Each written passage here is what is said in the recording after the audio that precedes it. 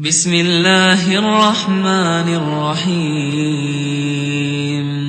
الحمد لله الذي أنزل على عبده الكتاب ولم يجعل له عوجا قيما لينذر بأسا شديدا من لدنه ويبشر المؤمنين الذين يعملون الصالحات أن لهم أجرا حسنا ماكثين فيه أبدا وينذر الذين قالوا اتخذ الله ولدا ما لهم به من علم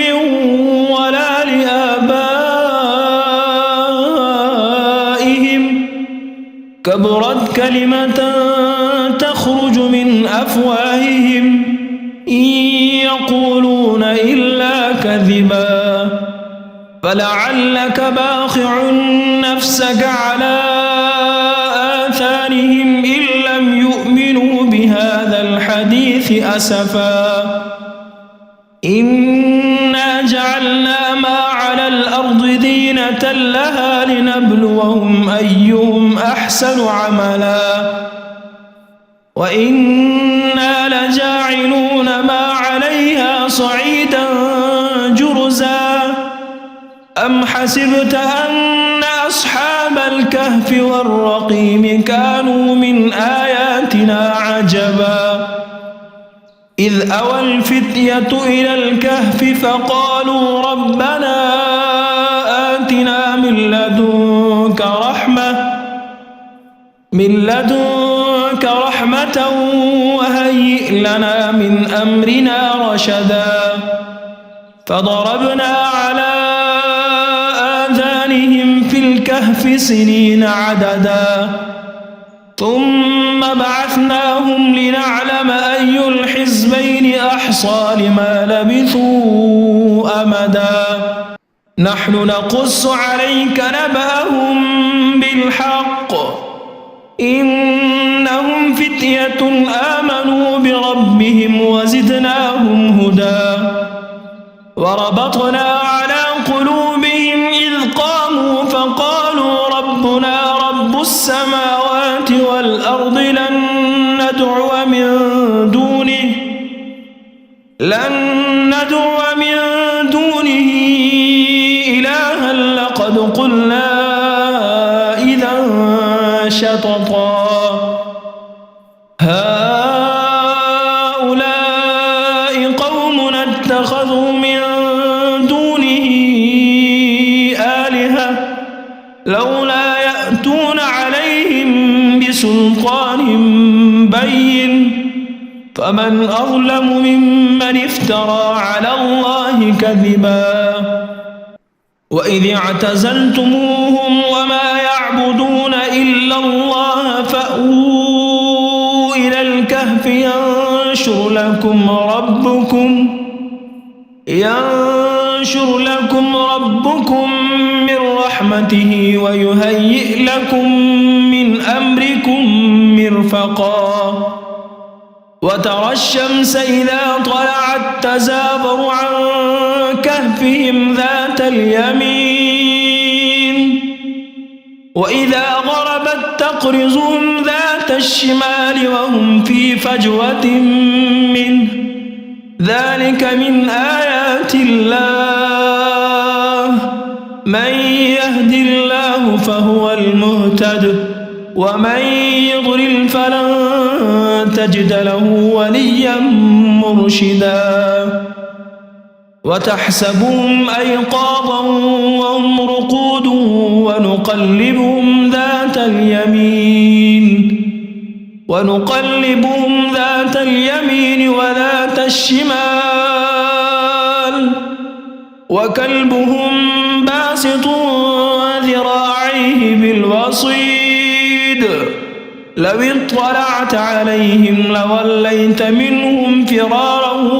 ولملئت منهم رعبا وكذلك بعثناهم ليتساءلوا وألفوا بينهم. قال قائل منهم كم لبثتم؟ قالوا لبثنا يوما أو بعض يوم. قالوا ربكم أعلم بما لبثتم فابعثوا أحدكم بورقكم هذه إلى المدينة فلينظر أيها أزكى طعاما فليأتكم برزق منه وليتلطف ولا يشعرن بكم أحدا إنهم إن يظهروا عليكم يرجموكم أو يعيدوكم في ملتهم ولن تفلحوا إذا أبدا. وكذلك أعثرنا عليهم ليعلموا أن وعد الله حق وأن الساعة لا ريب فيها إذ يتنازعون بينهم أمرهم فقالوا ابنوا عليهم بنيانا ربهم أعلم بهم. قال الذين غلبوا على أمرهم لنتخذن عليهم مسجدا سيقولون ثلاثة رابعهم كلبهم ويقولون خمسة سادسهم كلبهم رجما بالغيب ويقولون سبعة وثامنهم كلبهم قل ربي أعلم بعدتهم ما يعلمهم إلا قليل فلا تمار فيهم إلا مراء ظاهرا ولا تستفت فيهم منهم أحدا ولا تقولن لشيء إني فاعل ذلك غدا إلا أن يشاء الله واذكر ربك إذا نسيت وقل عسى أن يهديني ربي لأقرب من هذا رشدا ولبثوا في كهفهم 300 سنين وازدادوا 9 قل الله أعلم بما لبثوا له غيب السماوات والأرض أبصر به وأسمع ما لهم من دونه من ولي ولا يشرك في حكمه أحدا واتل ما أوحي إليك من كتاب ربك لا مبدل لكلماته ولن تجد من دونه ملتحدا واصبر نفسك مع الذين يدعون ربهم بالغداة والعشي يريدون وجهه ولا تعد عيناك عنهم تريد زينة الحياة الدنيا ولا تطع من أغفلنا قلبه عن ذكرنا واتبع هواه وكان أمره فرطا وقل الحق من ربكم فمن شاء فليؤمن ومن شاء فليكفر إنا أعتدنا للظالمين نارا أحاط بهم سرادقها وإن يستغيثوا يغاثوا بماء كالمهل يشوي الوجوه بئس الشراب وساءت مرتفقا إن الذين آمنوا وعملوا الصالحات إنا لا نضيع أجر من أحسن عملا أولئك لهم جنات تجري من تحتهم الأنهار يحلون فيها من أساور من ذهب ويلبسون ثيابا خضرا من سندس واستبرق متكئين فيها على الأرائك نعم الثواب وحسنت مرتفقا. واضرب لهم مثل الرجلين جعلنا لأحدهما جنتين من أعناب وحففناهما بنخل وجعلنا بينهما زرعا كلتا الجنتين آتت أكلها ولم تظلم منه شيئا وفجرنا خلالهما نهرا وكان له ثمر فقال لصاحبه وهو يحاوره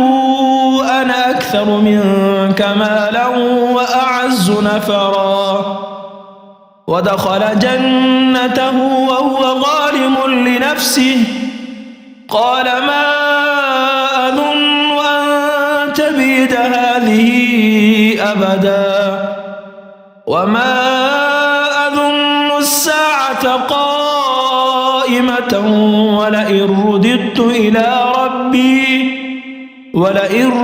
إلى ربي لأجدن خيرا منها منقلبا. قال له صاحبه وهو يحاوره أكفرت بالذي خلقك من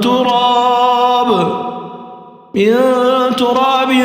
ثم من نطفة ثم سواك رجلا لكن هو الله ربي ولا أشرك بربي أحدا.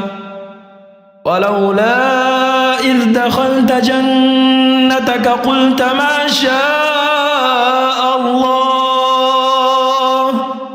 لا قوة إلا بالله إن ترني أنا أقل منك مالا وولدا فعسى ربي أن يؤتيني خيرا من جنتك ويرسل عليها حسبانا من السماء فتصبح صعيدا زلقا أو يصبح ماؤها غورا فلن تستطيع له طلبا. وأحيط بثمره فأصبح يقلب كفيه على ما أنفق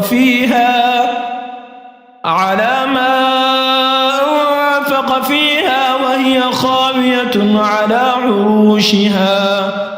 ويقول يا ليتني لم أشرك بربي أحدا. ولم تكن له فئة ينصرونه من دون الله وما كان منتصرا. هنالك الولاية لله الحق هو خير ثوابا وخير عقبا. واضرب لهم مثل الحياة الدنيا كماء إن أنزلناه من السماء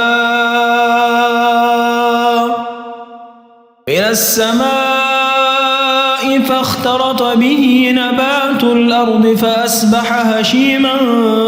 تذروه الرياح وكان الله على كل شيء مقتدرا. المال والبنون زينة الحياة الدنيا والباقيات الصالحات خير عند ربك ثوابا وخير أملا. ويوم نسير الجبال وترى الأرض بارزة وحشرناهم فلم نغادر منهم أحدا وعرضوا على ربك صفا لقد جئتمونا كما خلقناكم أول مرة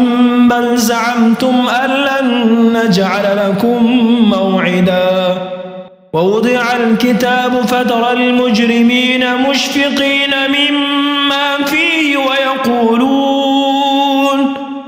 ويقولون يا ويلتنا ما لهذا الكتاب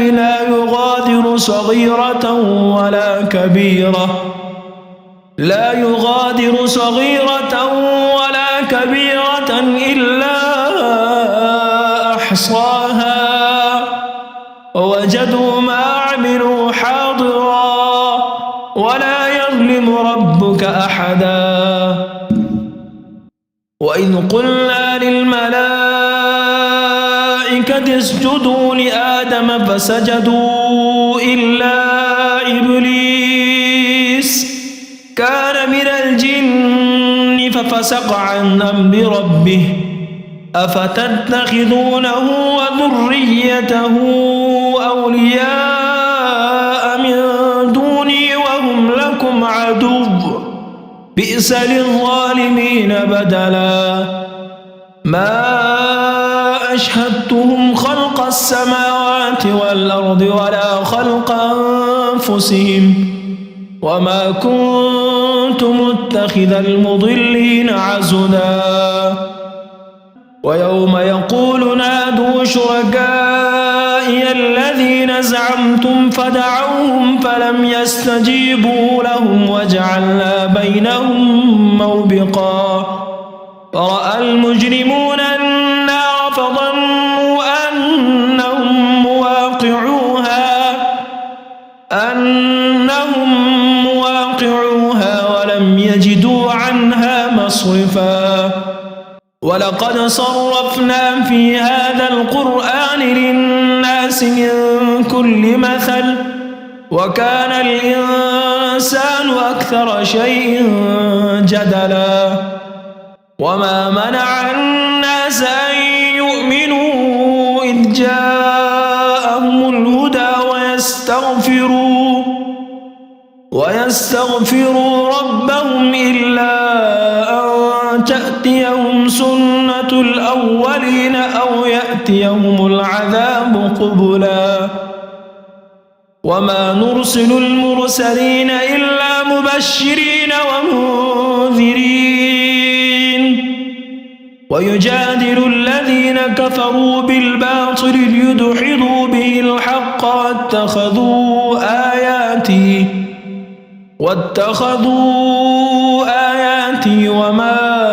أنذروا هزوا ومن أظلم ممن ذكر بآيات ربه فأعرض عنها ونسي ما قدمت يداه إنا جعلنا على قلوبهم أكنة أن يفقهوه وفي آذانهم وقرا وإن تدعوهم إلى الهدى فلن يهتدوا إذا أبدا وربك الغفور ذو الرحمة لو يؤاخذهم بما كسبوا لعجل لهم العذاب بل لهم موعد لن يجدوا من دونه موئلا وتلك القرى أهلكناهم لما ظلموا وجعلنا لمهلكهم موعدا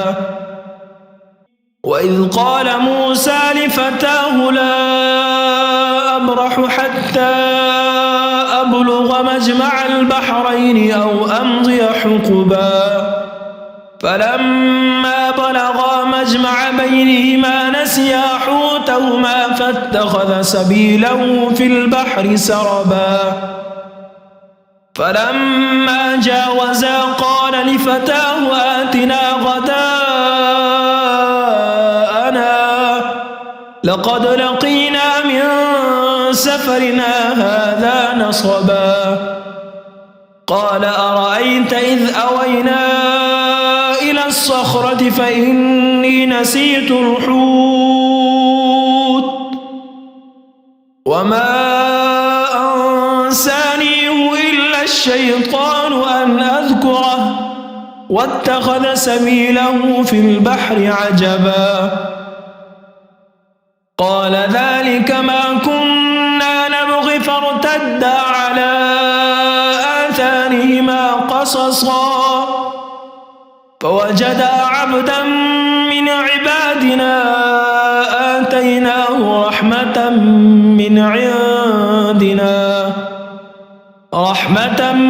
من عندنا وعلمناه من لدنا علما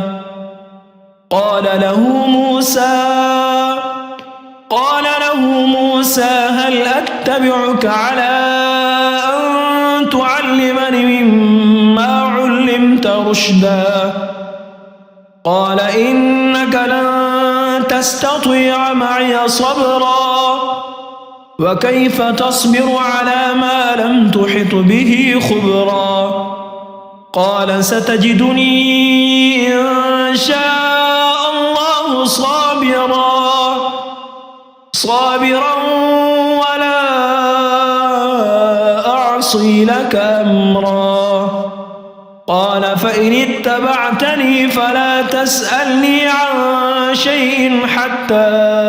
أحدث لك منه ذكرا فانطلقا حتى إذا ركبا في السفينة خرقها قال أخرقتها لتغرق أهلها لقد جئت شيئا إمرا قال ألم أقل إنك لن تستطيع معي صبرا قال لا تؤاخذني بما نسيت ولا ترهقني من أمري عسرا فانطلقا حتى إذا لقيا غلاما فقتله قال أقتلت نفسا زكية بغير نفس لقد جئت شيئا نكرا قال ألم أقل لك إنك لن تستطيع معي صبرا قال إن سألتك عن شيء بعدها فلا تصاحبني قد بلغت من لدني عذرا فانطلقا حتى إذا أتيا أهل قرية استطعما أهلها فأبوا أن يضيفوهما فوجدا فيها جدارا يريد أن ينقض فأقامه قال لو شئت لاتخذت عليه أجرا قال هذا فراق بيني وبينك سأنبئك بتأويل ما لم تستطع عليه صبرا أما السفينة فكانت لمساكين يعملون في البحر فأردت أن أعيبها وكان وراءهم ملك يأخذ كل سفينة غصبا وأما الغلام فكان أبواه مؤمنين فخشينا أن يرهقهما طغيانا وكفرا فأردنا أن يبدلهما ربهما خيرا منه زكاة وأقرب رحما وأما الجدار فكان لغلامين يتيمين في المدينة وكان تحته كنز لهما وكان أبوهما صالحا فأراد ربك أن يبلغا أشدهما ويستخرجا كنزهما رحمة من ربك وما فعلته عن أمري ذلك تأويل ما لم تسطع عليه صبرا ويسألونك عن ذي القرنين قل سأتلو عليكم منه ذكرا إنا مكنا له في الأرض وآتيناه من كل شيء سببا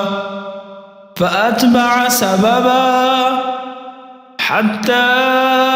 إذا بلغ مغرب الشمس وجدها تغرب في عين حمئة ووجد عندها قوما قلنا يا ذا القرنين إما أن تعذب وإما أن تتخذ فيهم حسنا قال أما من ظلم فسوف نعذبه ثم يرد إلى ربه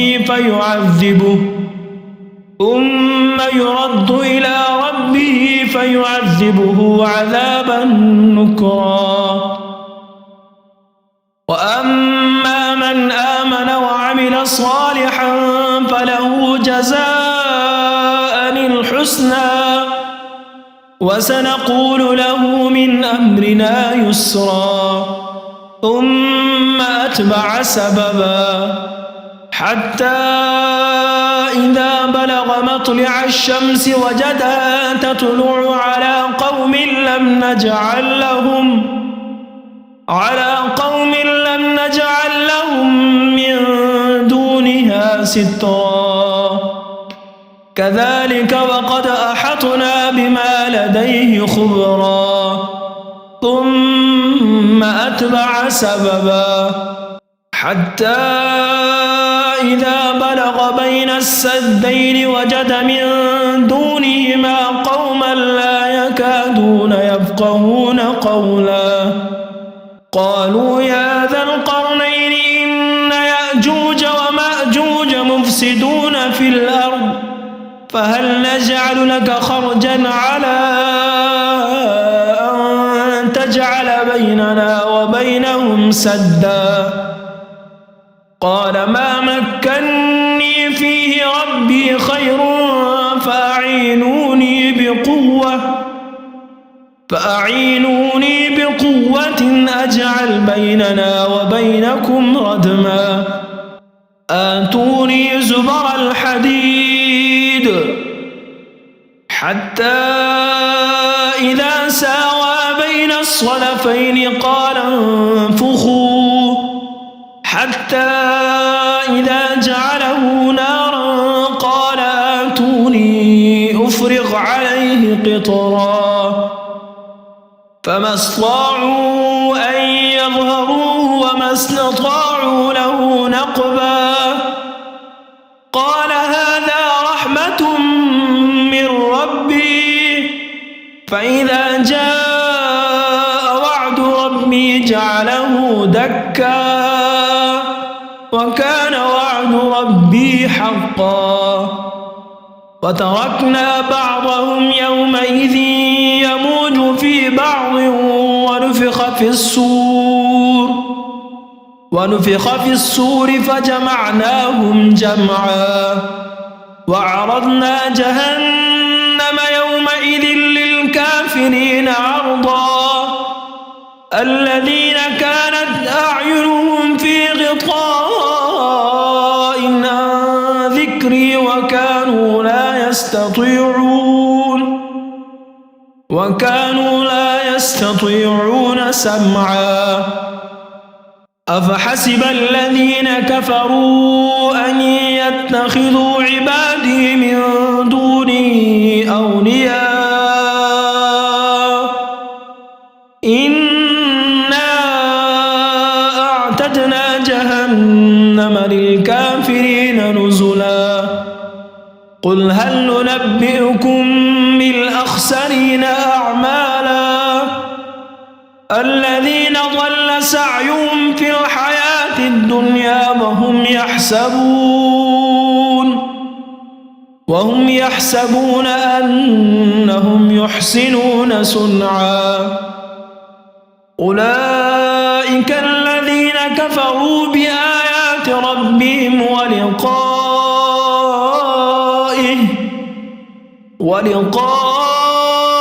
ربه فحبطت أعمالهم فلا نقيم لهم يوم القيامة وزنا